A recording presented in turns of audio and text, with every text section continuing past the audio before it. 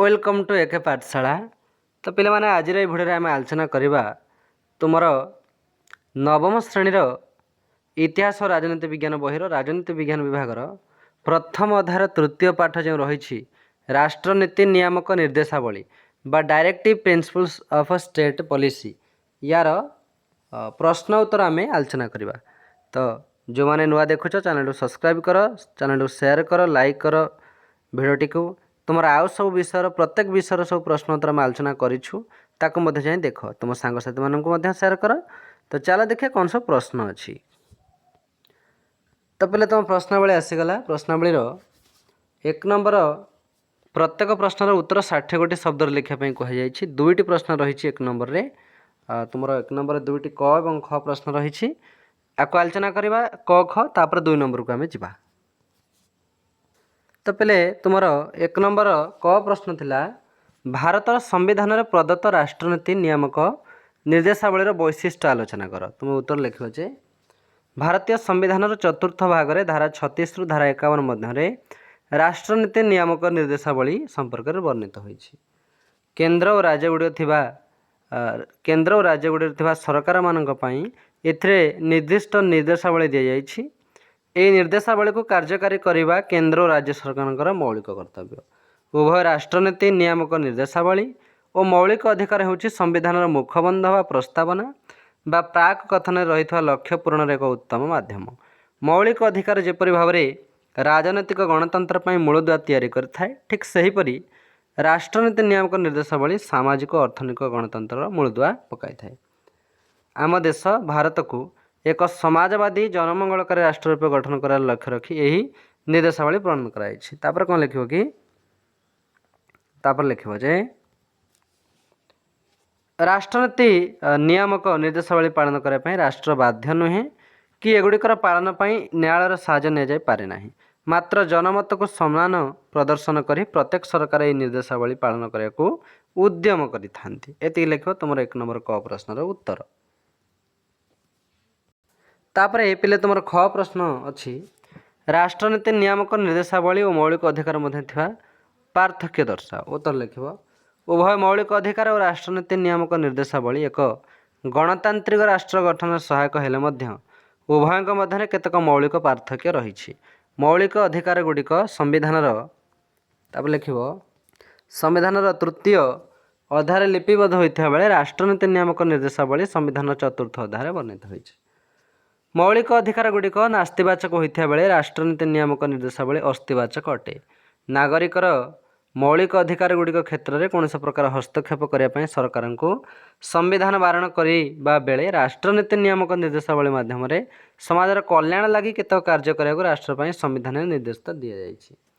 मौलिक अधिकार नागरिक मानकर राजनैतिक भित्तिभूमि सुदृढ़ करुवा बेले राष्ट्रनीति नियामक निर्देशावली द्वारा अर्थनैतिक और सामाजिक व्यवस्थार मूलदुआ मजबूत होता है।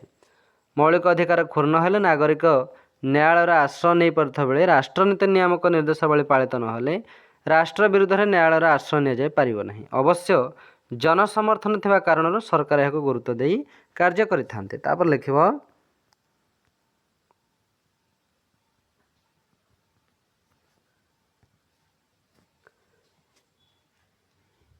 देश जपरी पुलिस राष्ट्र परिणत नहब से मौलिक अधिकार व्यक्तिर सुरक्षार प्राचीर सदृश कार्य करे, किंतु राष्ट्रनीति नियामक निर्देशावली भारत में जनमंगल राष्ट्र प्रतिष्ठा कर साहाय्य करे। मौलिक अधिकार गुड़िक केवल व्यक्तिर अधिकार मध्य सीमित, किंतु राष्ट्रनीति नियामक निर्देशावली सीमा व्यापक। एतिक लिखिबो पिले तुमर एक नंबर ख प्रश्नर उत्तर। तो पहले तुमर एक नंबर क और ख दुईटी जाक प्रश्न आम उत्तर आलोचना कले। तापर आम 2 नंबर देखा। 2 नंबर से भली तुमर 4टी प्रश्न रही क ख ग घ या गोटी गोटी कर आलोचना करिया। तापर 3 नंबर को जीवा। तो पहले तुमर 2 नंबर कह कि प्रत्येक प्रश्न उत्तर 20टी शब्द रे लेख। 2 नंबर क प्रश्न आम संविधान क्यों भाग और क्यों धारा गुड़िक राष्ट्रनीति नियामक निर्देशावली वर्णना कराଯାଇଛି। उत्तर लिखिबो आम संविधान चतुर्थ भाग में धारा 36 रु धारा 51 मध्य राष्ट्रनीति नियामक निर्देशावली वर्णना कराଯାଇଛି। तापरे ख प्रश्न गांधीवादी राष्ट्रनीति नियामक निर्देशावली संक्षेप आलोचना कर उत्तर लिख गांधीजी आदर्श गुड़िक राष्ट्रनीति नियामक निर्देशावली संविधान धारा 40 45 46 47 और 48 माध्यम प्रतिफलित होती स्वायत्त शासन प्रतिष्ठा ग्राम पंचायत प्रतिष्ठा कुटीर शिल्पर प्रतिष्ठा और प्रसार अनुन्नत वर्गर लोक आर्थिक शिक्षा क्षेत्र में उन्नति आनिबा औषध व्यतीत अन्य क्षेत्र में निशा और मादक द्रव्य निषेध करने और 6 वर्ष रु 14 वर्ष पर्यंत बालक बालिका मानक मागणा और बाध्यतामूलक शिक्षा प्रदान करने राष्ट्र को निर्देश दि जाइए। ये लिख ख प्रश्नर उत्तर। तापरे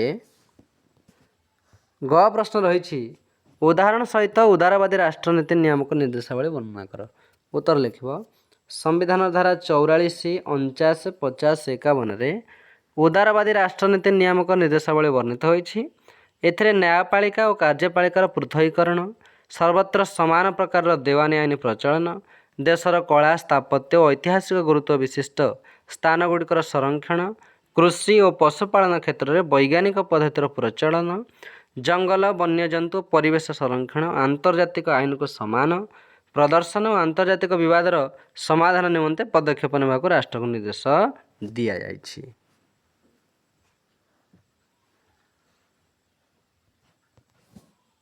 दुई नंबर घ प्रश्न रही समाजवादी राष्ट्रनीति नियामक निर्देशावली संक्षेप लेख उत्तर लिख संविधान धारा 38 से वर्णित अच्छी जे जनसाधारण हितपाई राष्ट्र एपरी एक व्यवस्था सृष्टि करिवो जोठी जातीय जीवन प्रत्येक क्षेत्र में सामाजिक अर्थनैतिक और राजनैतिक न्याय प्रतिफलित हो। धारा 39 कहुई जे समस्त नारी और पुरुष नागरिक मान समान भाव में जीविका अर्जन पर उपयुक्त पंथा जातीय संपत्ति को न्यायोचित भाव बंटन देशर संपत्ति अल्प लोकों हाथ में केन्द्रीभूत न होवार व्यवस्था तथा समस्त को तुरंत तथा समान न्याय प्रदान करा सहित दरिद्र श्रेणी व्यक्ति को मागणा आईन सहायता जोगाई दिज्व। ये लिख 2 नंबर घ प्रश्नर उत्तर। तो पहले प्रश्नावली आम 1 नंबर 2 नंबर समस्त प्रश्नर उत्तर आलोचना कले 3 नंबर को जीवा 3 नंबर तुम शेष प्रश्न ये कहुई प्रत्येक प्रश्नर उत्तर गोटे वाक्य लेख ये 4टी प्रश्न दि जाइए आम यार उत्तर आलोचना करवा।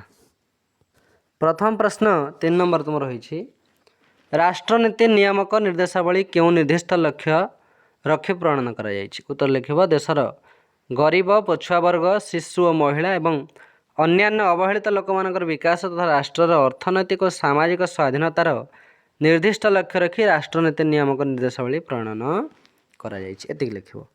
तापर ख प्रश्न अच्छी जदि गोटे सरकार राष्ट्रनीति नियामक निर्देशावली पालन कर आंतरिकता न देखाते से परिस्थिति कौन हुए उत्तर लिख जदि गोटे सरकार राष्ट्रनीति नियामक निर्देशावली पालन कर आंतरिकता न देखाती तेज से सरकार लोकप्रिय हराई बसे।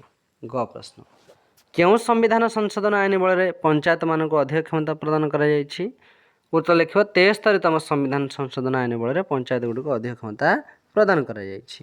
घ प्रश्न आम संविधान में प्रदत्त राष्ट्रनीति नियामक निर्देशावली प्रकार भेद उल्लेख कर उत्तर लिख आम संविधान में प्रदत्त राष्ट्रनीति नियामक निर्देशावली को 3 भाग में विभक्त कर यथा समाजवादी गांधीवादी और उदारवादी। ये लिख 3 नंबर प्रश्नर उत्तर। तो पहले आम तुम नवम श्रेणी इतिहास और राजनीति विज्ञान जो बही रही है राजनीति विज्ञान विभाग प्रथम धारा 3 पाठ राष्ट्रनीति नियामक निर्देशावली समस्त प्रश्न उत्तर आलोचना कले। जदि भल लगी चैनल को सब्सक्राइब कर रख शेयर कर लाइक कर सांग मानू तुम आउ सब विषय प्रश्न उत्तर वीडियो अपलोड कर देख।